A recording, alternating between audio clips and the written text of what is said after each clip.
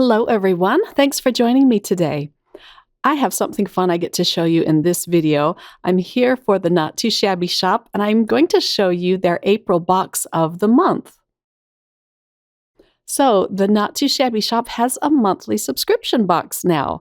I am super excited about this. If you've watched my videos in the past, you know that I love card kits or subscription boxes. So, I'm going to show you what's included in April's kit. You always get 3 stamp sets, and these are so adorable this month.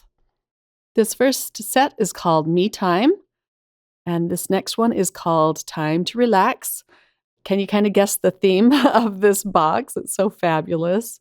And then the third one is called Not Today. And this is the stamp set I'm going to be playing with in this video. I'm going to make up cards with all of these throughout the month, but I'm going to start out with the Not Today stamp set. You'll also get 2 pattern paper packs, and these are designed by Teresa Russell. I love her paper packs.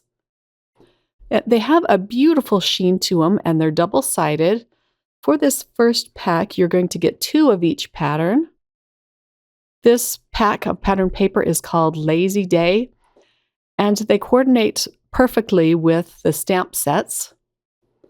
And I just love how bright and colorful these are. They have big images on them. I'll flip through all of these so that you can see them. So there are a lot of benefits if you buy the Box of the Month Club as a subscription. You get 5% discount on every box, and then you're guaranteed a box every month. And then you're going to also get special discounts and sales for members only. And then also you get a free gift on your 6th month anniversary with the club. So lots of good things about the subscription. This second pack of paper is called Lazy Day Basics, and these are going to be a little bit more subdued patterns. I think these ones are just lovely. You get 4 of each of these. I love the purple one there. And then the images like these flowers on this next set are just a little bit smaller. This one's one of my favorites. I'm going to actually use this on one of my cards today.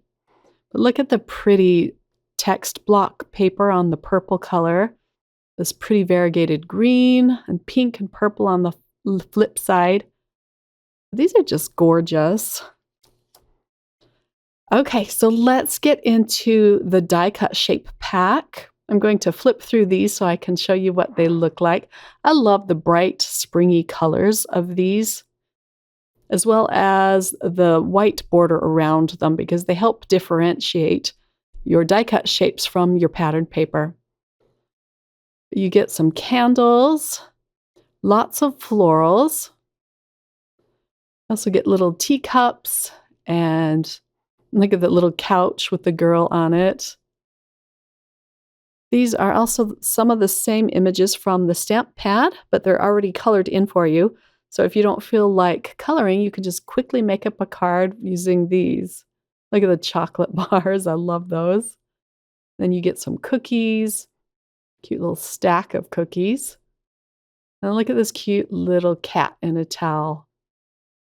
And then lots of little donuts. Okay, so let's get into our first card. I'm going to be using this stamp set here. I'm going to stamp out my own pattern paper because I just adored all of the little images in this, and I just had to do this. It's one of the techniques that I love to do. So I'm going to use some VersaFine Clair Acorn ink. It's kind of a light brown ink.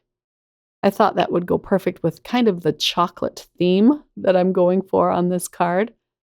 So I chose the t-shirt that says, Not Today. And I'm going to be stamping this randomly across this piece of Desert Storm cardstock. I'll flip the stamp around so that they're not all facing the same direction. But I'm trying to leave larger gaps because the other images I'm going to be using are kind of large too. So now for the second largest, and it's this bow. And I'm just stamping everything with the same brown ink. When I do this technique, I do like to use a pigment ink. It's just easier to stamp out, and you're guaranteed a nice dark impression with these stamps. You could use dye ink, of course, but then I would put it in one of the misty sizes and just stamp it that way. Then you could re-stamp it if you needed to. Okay, I'm going to color in just a little bit of the images with some colored pencils. This is some very fast and quick coloring because I'm leaving a lot of the craft cardstock showing through. So I colored the bows in, but just a little bit of the material of the bows. Now I'll color in the chocolate bars with a brown colored pencil. The silver of the chocolate bar paper I'm coloring in with gray. And then I'm just going to put a little bit of yellow down on the t-shirt. So I'm not coloring in the whole t-shirt. I just want a little hint of color. This is cute, and then it makes the coloring go really fast. I'm trying to match my colored pencils to the pattern paper I'm going to be using. But first, let's cut out this panel. This is a set of MFT scallop dies. It cuts out the frame separate from the rectangle. So I'll put a little bit of craft tape down. And then I can run this through my die cut machine. Okay, let me take this off camera. It's just hard to lift my heavy die cut machine onto my work mat and show you, but I know you get the idea. So let's pop out the frame, and I'll show you what this looks like. I've had these dies for years, but they're one of my favorite sets. Isn't that cute? Let me flip the frame around so that it lines up. I'm also going to cut out a piece of pattern paper with this frame. Here's this cute pink and yellow one. I have 2 white card bases ready to go, and I'm going to glue down the frame first with a little bit of liquid adhesive, just so it gives me a little bit of wiggle time. This is kind of a thin frame, and it's easy to glue on crooked. So let's put this down on the white card base, and then I do have to shift it around a little bit to get it straight. And then I like to put the interior rectangle on the card just to make sure it's straight. I did have to shift it around, or actually peel it up and put it back down straight. Thankfully, the glue was still wet. So I'm going to flip-flop the frames. I'm going to use this pattern paper frame on this card. I'll glue down the rectangle with a little bit of dot liner.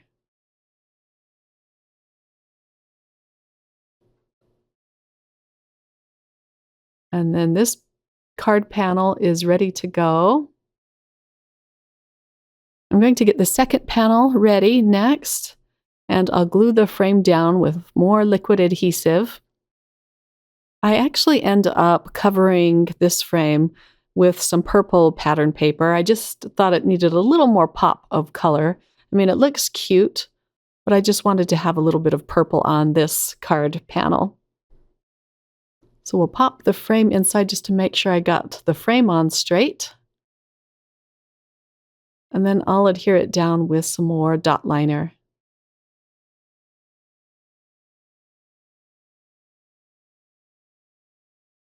Next, I'm going to stamp out the images for my card. I'm using some Neenah Solar White 80-pound cardstock. I'm going to ink these up with some My Favorite Things Extreme Black ink. This is a great ink to use when you're going to color in your images with alcohol markers.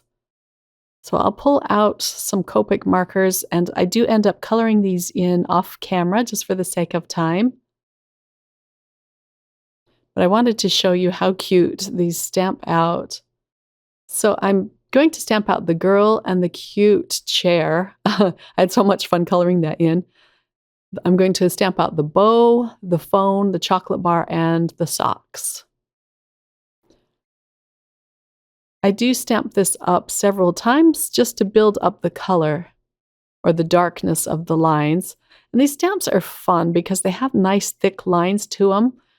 Actually, the line weight varies a little bit. You have nice thick lines, and then you have some more delicate thin lines. And I really love that about Not Too Shabby Shop stamps. So here it is. all ready to color in, and then voila, here they are all colored in, ready to go. I also cut out a piece of heavyweight vellum from My Favorite Things to stamp out the sentiment. These are going to be really fun cards just to send out to your girlfriends. The sentiment says it's okay to take a break. So I'll put some anti-static powder down first. The ink I'm using is VersaFine Onyx Black ink. And this will hold on to the clear embossing powder really nicely. So let's pull out our sentiment and pour over some clear embossing powder. This piece of white paper will catch all of the excess, and then I can just funnel it back into the little container. My heat tool is warmed up and ready to go. And I go really slow. I hold it on the paper for a second, then I take it off just so it doesn't warp. I put some very thin foam squares behind the chair. This is going to have a lot of dimension. I'm also putting the same thin foam squares behind the girl. I love how you can layer these images. They're so much fun to put together. I'll put her phone behind her on the chair. And next, for the cute little pair of socks, I'll just put those on the floor. And then the chocolate bar I'll just put down next to the socks. I'm going to put this giant bow on her head now. I love this bow. I popped it up with a double layer of the foam squares and a little bit of liquid adhesive. I'll prop this bow up on her head with the liquid adhesive until I'm ready to position this on the card panel. I'll use some liquid adhesive behind this, and I'm just putting it behind my stamped images. That way you won't see the liquid adhesive behind the vellum. And I can just press that down into place. I went ahead and put a little bit of Wink of Stella on her bow. And then I'm going to use some of the pretty sequins that came in this kit. These are the perfect colors to coordinate. So I'll pour these out into my little hearts dish. And I'm just going to use 3 of the confetti pieces around this panel. These are the ones without the holes. Just adds a little pop of color. I love it. And here's a close-up look at the finished card. Isn't that little girl cute? I love the images in these stamp sets. Okay, on to card number 2. We're going to stamp our sentiment right onto this pattern paper. It wasn't busy like my first card was, so you'll be able to see the sentiment very clearly on this paper. So I'll ink it up a few times. And then I can pull it out and pour over the clear embossing powder again. I used the vellum on the first card just to help differentiate the girl and the chair and the socks and everything from the very busy background that I stamped out. But this one, I don't need to put a piece of vellum down. I'm just going to put it right down onto the pattern paper. So I popped them up again with more of the thin foam squares. And here's a close-up look at card number 2. I'll have a link to the box of the month for April listed below, as well as all of the products I used to create these cards. I hope you all have a wonderful crafty day, and I'll be back again really soon with another video for the Not Too Shabby Shop. Bye!